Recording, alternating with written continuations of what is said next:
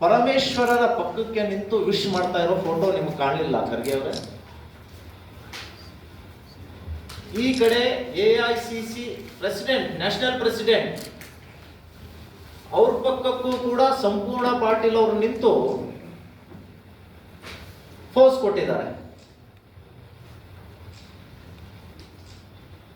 ಅತಿ ಹೆಚ್ಚು ದಕ್ಷಿಣದ ಮತಕ್ಷೇತ್ರದ ಅಲ್ಲಂಪ್ರಭು ಪಾಟೀಲ್ ಅವರ ಜೊತೆ ಬಹಳಷ್ಟು ಒಡನಾಡಿ.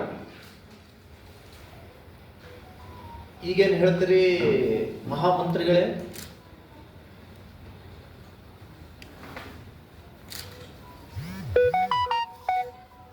ಮತ್ತು MI ಪಾಟೀಲ್ ಅವರ ಜೊತೆಗೂ ಕೂಡ ಇವರು ಬಹಳ ಅನನ್ಯವಾಗಿದ್ದಾರೆ. ಸಂಸದ ಯಾರು ರಾಧಾಕೃಷ್ಣ ಅವರು,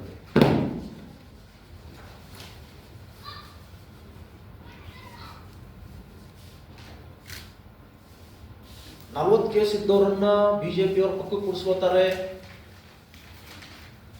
PSI ಹಗರಣದಲ್ಲಿ ಭಾಗಿಯಾದವರನ್ನ ಹೋರಾಟದಲ್ಲಿ ಭಾಗವಹಿಸ್ಕೊಳ್ತಾರೆ.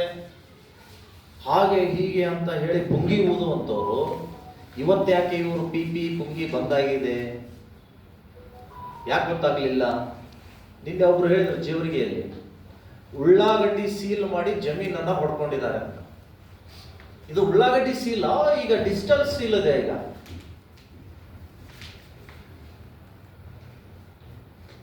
ಡಿಜಿಟಲ್ ಸೀಲ್ ಇದ್ದಾಗಿಯೂ ಕೂಡ ನಿಮ್ಮದೇ ಕಾಲೇಜಿನಲ್ಲಿ ಸೆಕ್ಯೂರಿಟಿ ಇರುವಂತಹದ್ದು, ಅಂಬೇಡ್ಕರ್ ಸಂವಿಧಾನದಿಂದ ರಚನೆಯಾಗಿರುವಂತಹ ನಿಮ್ಮ ಮಿಲಿಂದ್ PU ಕಾಲೇಜಿನಲ್ಲಿ ಉಳ್ಳಾಗಡ್ಡಿ ಸೀಲ್ ಹಾಕೊಂಡು ಹೋದ್ರು. ಈ ಸಂಪೂರ್ಣ ಪಾಟೀಲ್ ಡಿಜಿಟಲ್ ಸೀಲ್ ಹಾಕೊಂಡು ಹೋದ್ರು. ಆ ಎಮ್ಮನ್ನ ಪೊಲೀಸ್ ಸ್ಟೇಷನ್ ಅಲ್ಲಿ ಇಮಿಡಿಯೇಟ್ ಅಲ್ಲೇ ಸ್ಟೇಷನ್ ಬೇಲ್. ಹೀಗಾದ್ರೆ ಭಯ ಹುಟ್ಟುತ್ತಾ? ಓ ಇಷ್ಟೇನಾ? ಇನ್ಫ್ಲೂಯೆನ್ಸ್ ಇದ್ರಾಯ್ತು, ಕಾಲೇಜಿನ ಆಡಳಿತ ಮಂಡಳಿ ನಮ್ಮ ಜೊತೆಗಿದ್ರಾಯ್ತು, ಪರೀಕ್ಷಾ ಅಕ್ರಮ ಮಾಡಬಹುದು ಅನ್ನುವಂಥದ್ದನ್ನ ಸಂಪೂರ್ಣ ಪಾಟೀಲ್ ಮತ್ತು ಕಾಂಗ್ರೆಸ್ ಸರ್ಕಾರ ಮಿಲಿಂದ್ ಪ್ರೌಢಶಾಲೆಯನ್ನು ಕಾಲೇಜ್ ಇವತ್ತು ತೋರಿಸ್ಕೊಟ್ಬಿಟ್ಟಿದೆ. ಯಾಕೆ ಇಂಥವ್ರನ್ನ ಇವ್ರ ಪಕ್ಷದಲ್ಲಿ ಇಟ್ಕೊಂಡಿದ್ದಾರೆ ಅಕ್ಕಪಕ್ಕ?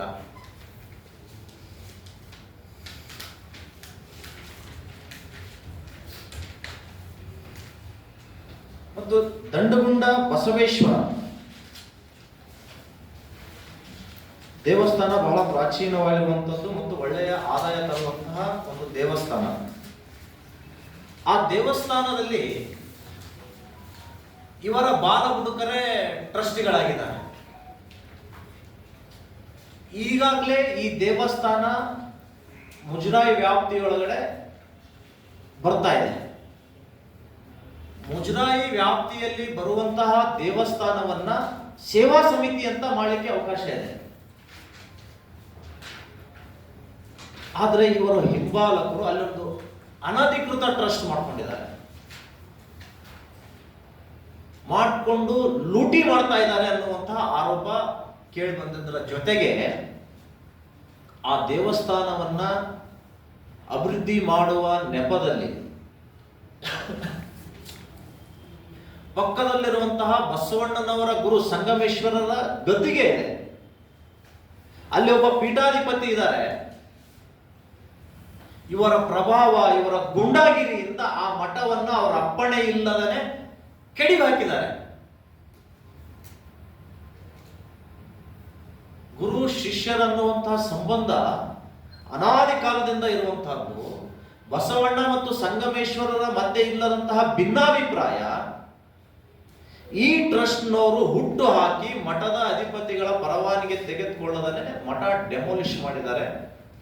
ಸರಿಯಾದ ಲೆಕ್ಕವಿಲ್ಲ, ಪತ್ರ ಇಲ್ಲ. ಸೇವಾ ಸಮಿತಿ ಯಾಕೆ ಮಾಡ್ತಾ ಇಲ್ಲ ಅನ್ನೋದನ್ನ ನಾನು ನಿಮ್ಗೆ ಹೇಳ್ತಾ ಇದ್ದೀನಿ. ಸೇವಾ ಸಮಿತಿ ಮಾಡಬೇಕಾದ್ರೆ ಮುಜರಾಯಿ ಇಲಾಖೆಯ ಕಂಡೀಷನ್ಸ್ ಇದಾವೆ. ಯಾವುದೇ ರಾಜಕೀಯ ಪಕ್ಷದ ಜವಾಬ್ದಾರಿ ಆ ವ್ಯಕ್ತಿಗೆ ಇರಬಾರದು, ಆತನ ಮೇಲೆ ಕ್ರಿಮಿನಲ್ ಕೇಸ್ ಇರಬಾರದು, ಕೋರ್ಟ್ನಿಂದ ಶಿಕ್ಷೆಗೆ ಒಳಗಾಗಿರಬಾರದು, ಎಲ್ಲ ಕಂಡೀಷನ್ಗಳಿದಾವೆ. ಆ ಎಲ್ಲ ಕಂಡೀಷನ್ಗಳನ್ನ ಅಪ್ಲೈ ಮಾಡಿದ್ರೆ ಈ ಟ್ರಸ್ಟ್ ನಲ್ಲಿ ಇದಾರಲ್ಲ ಯಾರು ಕೂಡ ಸೇವಾ ಸಮಿತಿ ಸದಸ್ಯರಾಗಲಿಕ್ಕೆ ಅರ್ಹರಾದಂಥ ವ್ಯಕ್ತಿಗಳಿಲ್ಲ. ಹೀಗಾಗಿ ಇವರು ಟ್ರಸ್ಟಿನಿಂದ ದೇವಸ್ಥಾನವನ್ನ ಬಿಟ್ಕೊಡ್ತಿಲ್ಲ. ಅದ್ರ ಬದಲಿಗೆ ಇವರೊಂದು ಪತ್ರವನ್ನ ಬರೀತಾರೆ, ಈ ಟ್ರಸ್ಟ್ಗೆ ಆ ದೇವಸ್ಥಾನವನ್ನ ಮುಜರಾಯಿ ಇಲಾಖೆಯಿಂದ ಟ್ರಸ್ಟಿಗೆ ಕೊಟ್ಬಿಡಿ ಅಂತ. ಕೊಡಕ್ ಬರೋದಿಲ್ಲ ಅವರು. ಅದಕ್ಕೆ ಇಲ್ಲಿಯ ಮಹಾಮಂತ್ರಿಗಳು ಒಂದು ಪತ್ರ ಬರೀತಾರೆ ಆಯುಕ್ತರಿಗೆ, ಮುಜರಾಯಿ ಇಲಾಖೆ ಆಯುಕ್ತರಿಗೆ. ಉತ್ತಮವಾಗಿ ಈ ಸಂಸ್ಥೆಯನ್ನ ಇವರು ನಡೆಸ್ಕೊಂಡು ಹೊಂಟಿದ್ದಾರೆ, ಹೀಗಾಗಿ ಆ ದೇವಸ್ಥಾನವನ್ನ ಈ ಟ್ರಸ್ಟ್ನವ್ರಿಗೆ ಕೊಟ್ಬಿಡಿ ಅಂತ. ಯಾವಾಗ? ಫೆಬ್ರವರಿ 7ನೇ ತಾರೀಕು ಇದೇ ವರ್ಷ. ಸೇವಾ ಸಮಿತಿ ಮಾಡಬೇಕು ಅಂತ ಡಿಸೆಂಬರ್ನಲ್ಲಿ ಇದೇ ಕಲಬುರಗಿಯ ಹೈಕೋರ್ಟ್ ಪೀಠ DC ಅವರಿಗೆ ಆದೇಶ ಮಾಡಿದೆ, ಸೇವಾ ಸಮಿತಿ ಮಾಡಿ ಅಂತ.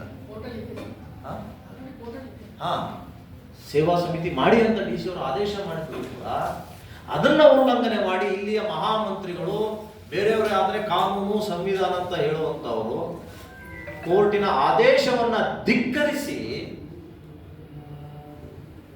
ತಮ್ಮ ಬಾಲ ಬುಡಕರು ಆ ಟ್ರಸ್ಟಿನಲ್ಲಿ ಇದ್ದಾರೆ, ಅಲ್ಲಿ ಬದುಕೊಳ್ಳಿ ಅನ್ನುವ ಕಾರಣಕ್ಕಾಗಿ ಈ ದೇವಸ್ಥಾನವನ್ನ ಟ್ರಸ್ಟಿಗೆ ಬಿಟ್ಕೊಡಿ ಅಂತ ಹೇಳ್ತಾ ಇರುವುದು.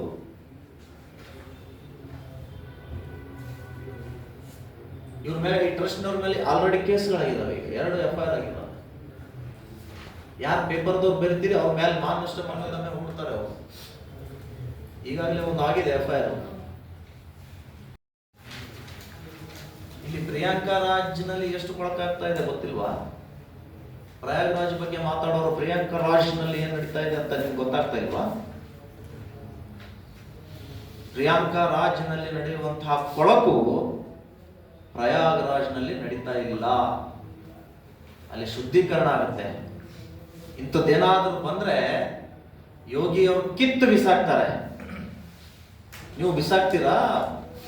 ಪ್ರಯಾಗ್ರಾಜ್ನ ಇದು ಪ್ರಿಯಾಂಕಾ ರಾಜ್ನ ಮಹಾಮಂತ್ರಿಗಳು, ಪ್ರಿಯಾಂಕಾ ರಾಜ್ನ ಮುಖ್ಯಮಂತ್ರಿಗಳು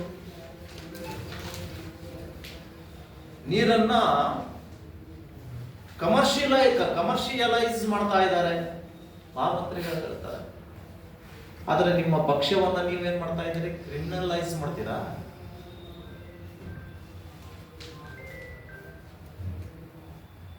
ಇನ್ನೊಬ್ಬರ ವಿರುದ್ಧ, ಇನ್ನೊಬ್ಬರ ಸಂಪ್ರದಾಯ ಪರಂಪರೆಯ ವಿರುದ್ಧ ಮಾತಾಡುವಂತವ್ರು ನಾನೆಷ್ಟು ಸ್ವಚ್ಛ ಇದ್ದೀನಿ, ನನ್ನ ಪರಿಸರ ಎಷ್ಟು ಸ್ವಚ್ಛ ಇದೆ.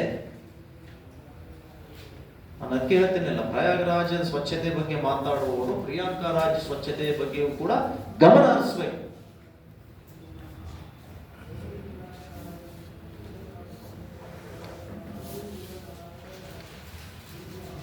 ಡುಮ್ಕಿ ಹೊಡೆದ್ರೆ ಗರೀಬಿ ದೂರ ಆಗ್ತದೇನೋ, ಡುಮ್ಕಿ ಹೊಡೆದ್ರೆ ಹೊಟ್ಟೆ ತುಂಬುತ್ತೇನೋ. ನೀವು ಹೋಗಿ ಡುಮ್ಕಿ ಹೊಡಿಬೇಕಾಗಿತ್ತಲ್ಲಿ. ಸಾಕಷ್ಟು ಮಠಗಳಲ್ಲಿ ದಾಸೋಹ ಕೊಡ್ತಾ ಇತ್ತು, ಹೊಟ್ಟೆನೂ ತುಂಬ್ತಿತ್ತು, ನಿಮ್ಮ ಬಡತನೂ ನಿವಾರಣೆ ಆಗ್ತದೆ. ನೀವು ಹೋಗಿ ಅಲ್ಲಿ ಡುಮ್ಕಿ ಹೊಡಲಿಲ್ಲ, ಅದನ್ನು ಟೀಕಿಸಿದ್ರೆ ಅದರ ಪರಿಣಾಮ ಪ್ರಯಾಗ್ರಾಜ್ನಲ್ಲಿ ಡುಮ್ಕಿ ಹೊಡೆದವ್ರ ಮೇಲೆ ಹೇಳಿದ್ರು, ಆದರೆ ದಿಲ್ಲಿಯಲ್ಲಿ ಡುಮ್ಕಿ ಹೊಡೆದವ್ರ ಮೇಲೆ ಹೇಳಿಲ್ಲ. ಮಾತಿದೆ, ಮಾತು ಬರುತ್ತೆ ಅಂತ, ಅಧಿಕಾರ ಇದೆ ಅಂತ, ಹಿಂದೆ ನಮ್ಮ ಜೊತೆ ಕ್ರಿಮಿನಲ್ಗಳಿದ್ದಾರೆ, ಏನ್ ಬೇಕಾದ್ರೂ ಮಾಡಬಹುದು ಅಂತ ಮಾತಾಡಿದರೆ ಅದು ನಡೆಯುವ ಕಾಲ ಅಲ್ಲ. ಕಾನೂನುಬದ್ಧ ಅಂಬೇಡ್ಕರ್ ಅವರ ಸಂವಿಧಾನ ನಮಗೂ ಅಷ್ಟೇ, ನಿಮಗೂ ಅಷ್ಟೇ. ಇಂತಹ ಕ್ರಿಮಿನಲ್ ಪದಾಧಿಕಾರಿಗಳನ್ನ ಘೋಷಣೆ ಮಾಡಿಕೊಂಡು ನಿಮ್ಮದೇ ಪಕ್ಷದ ನೇತಾರನ್ನ ಹನಿ ಟ್ರ್ಯಾಪ್ ಮಾಡಿದವರನ್ನ ನೀವು ಪಕ್ಕಕ್ಕೆ ಇಟ್ಕೊಂಡು ಆಡಳಿತ ನಡೆಸ್ತೀರಿ ಅಂದ್ರೆ ಈ ಜನರ ಅಭಿವೃದ್ಧಿ ಮಾಡಲಿಕ್ಕೆ ಸಾಧ್ಯನಾ ಅನ್ನುವಂತಹದ್ದು ನೀವು ಉತ್ತರ ಕೊಡಬೇಕು.